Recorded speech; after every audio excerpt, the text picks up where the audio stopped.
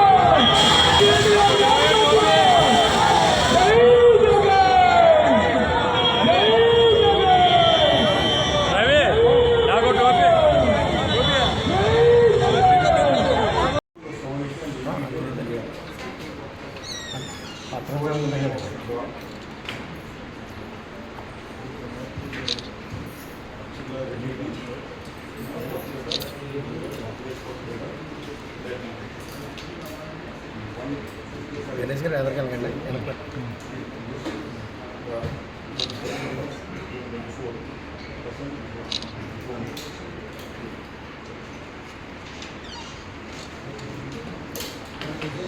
Sir ఇటు చూడండి sir, ఇలా చూడండి ఒకసారి పట్టుకోండి సార్. ఒకసారి కాదు